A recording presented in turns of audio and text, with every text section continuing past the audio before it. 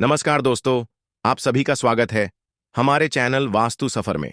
दोस्तों, अगर आप भी अपनी लाइफ में कुछ नया सीखने की चाह रखते हैं तो अभी हमारे चैनल वास्तु सफर को सब्सक्राइब कर लें। दोस्तों, गाय को खिला दे, छोटी सी यह एक चीज मिलेगी, सभी कष्ट और संकटों से मुक्ति, हर परेशानियां तुरंत होगी दूर। दोस्तों, गाय को हिंदू धर्म में बहुत ही पूजनीय स्थान दिया गया है। गाय को माता का दर्जा दिया जाता है। गाय में सभी देवी देवताओं का वास करने का स्थान कहाँ गया है दोस्तों, इसीलिए गाय के साथ किए जाने वाले उपाय तुरंत ही अपना प्रभाव दिखाते हैं। दोस्तों, अगर आप आर्थिक समस्या से जूझ रहे हैं या फिर जल्दी से जल्दी धन कमाना चाहते हैं, आप अपने घर में तिजोरी को भरना चाहते हैं, आप अपने घर में सुख समृद्धि और ऐश्वर्य पाना चाहते हैं, तो आपको गाय के साथ यह एक अचूक टोटका अवश्य करना चाहिए। इसे एक अचूक टोटका कहे या फिर इस अचूक उपाय से किए जाने वाले प्रभावों का परिणाम बहुत ही जल्दी मनुष्य को प्राप्त होने लगता है। गौ माता की सेवा करने से माता लक्ष्मी और भगवान विष्णु के साथ 33 कोटि देवी देवता का भी आशीर्वाद प्राप्त होता है। शास्त्रों में गौ माता की सेवा करने को सबसे बड़ा पुण्य बताया गया है। सभी प्रकार के यज्ञ और सभी प्रकार के तीर्थ स्थलों पर स्नान करने का जो पुण्य है वह केवल गौ माता की सेवा करने मात्र से ही प्राप्त हो जाता है। गृहस्थ धर्म में जैसे जो कोई भी है या जिनके पास बहुत अर्थव्यवस्था है, उनको चाहिए कि गौ सेवा करें। गौ सेवा से बहुत जल्दी शरीर पवित्र होता है, हृदय भी पवित्र होता है और गोविंद भी प्रसन्न होते हैं। यदि गाय घर में पाली जाए या गौशाला खोली जाए और गांव की सेवा की जाए या गाय को भोजन रोटी खिलाई जाए, जिनके पास पैसा है और भाव है, भगवान स्वयं श्री कृष्ण चंद्र जू ने गौ सेवा स्वीकार की है। गए चराई है कि परिक्रमा करने से जैसे आप प्रभु बांके जी के मंदिर की 4 परिक्रमा करेंगे तो जो फल आपको मिलेगा वही फल गाय की 4 परिक्रमा कर ले तो आपको प्राप्त हो जाएगा। गौ की प्रदक्षिणा से जो रोज गाय को प्रणाम करता है और गाय की प्रदक्षिणा करता है तो उसे भगवान की प्रदक्षिणा का फल प्राप्त होता है। जहां गाय विराजमान होती हैं वह बड़ा पवित्र दिव्य तीर्थ स्थल माना जाता है। गाय जहां विराजमान रहती है वहां गौशाला में भजन करें या नाम जप करें तो इसका कई गुना बढ़कर के लाभ प्राप्त होता है।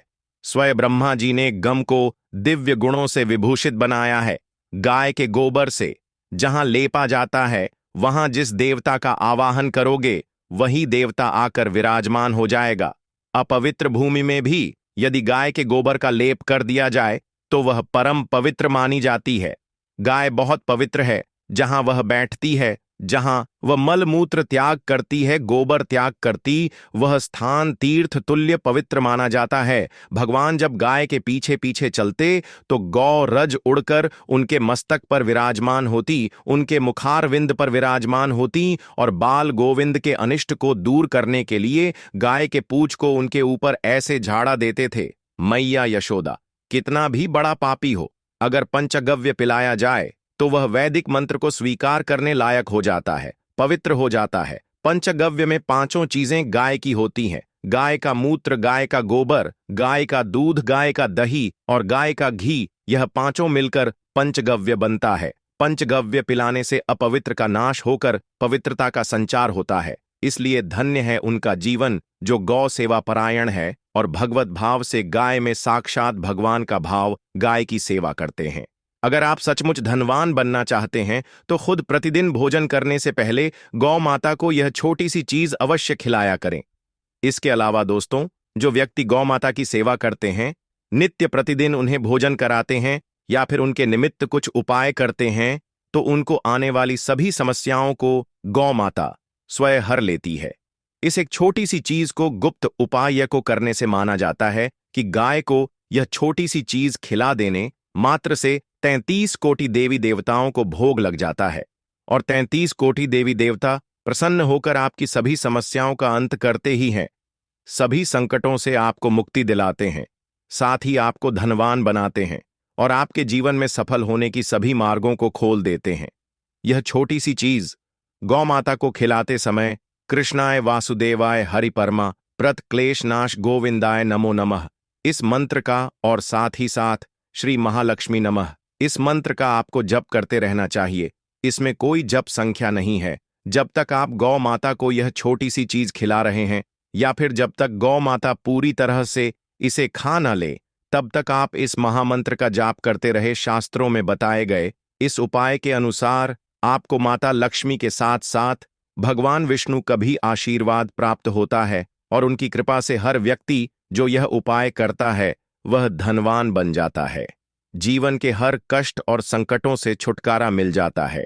अब तक जो काम आपके बनते बनते बिगड़ जाते थे वे सभी बनने लगेंगी। सफलता के मार्ग में आ रही रुकावटें दूर हो जाएंगी और धन की देवी मां लक्ष्मी की कृपा से अपार धन की प्राप्ति होने लगती है। इस उपाय को करने के लिए आप किसी भी दिन का चयन कर सकते हैं। आप चाहे तो महाशिवरात्रि के दिन करें या शुक्रवार के दिन करें, चाहे गुरुवार के दिन करें, चाहे एकादशी को करें या पूर्णिमा को करें, इससे कोई फर्क नहीं पड़ता है। हर दिन भगवान के लिए समर्पित है। दोस्तों, आपको जिस दिन भी यह उपाय करना हो उस दिन आप सुबह प्रातःकाल जल्दी उठ जाएं और नहा धोकर के स्वच्छ वस्त्र धारण कर ले। इसके बाद अपने घर में जहां मंदिर स्थापित है वहां जाए और मंदिर में जाने के बाद सभी देवी देवताओं की तस्वीरों को एक साफ कपड़े से पोंछ दें। अगर मूर्ति है या प्रतिमा आप पूजन करते हैं तो आप उन्हें नहला धुला कर वस्त्र धारण कराए। इसके बाद आप अपने घर के मंदिर के स्वच्छ हो जाने के बाद एक शुद्ध देसी घी का दीपक जलाए। दीपक में घी उतना होना चाहिए कि जब तक आप यह उपाय करें तब तक दिया बुझने ना पाए। इसके साथ एक सुगंधित धूप बत्ती अवश्य लगाएं। यह दोनों कार्य हो जाने के बाद भगवान विष्णु को, अगर उनकी प्रतिमा आपके मंदिर में मौजूद है तो आप विष्णु जी को हल्दी से और माता लक्ष्मी को आप कुमकुम और हल्दी से यानी कि दोनों को मिश्रित करके आप तिलक लगाएं। उसके बाद अपने मस्तक पर भी आप तिलक लगाएं। इसके बाद एक स्वच्छ प्लेट ले, उसके बाद उसमें आप पान का पत्ता रखें।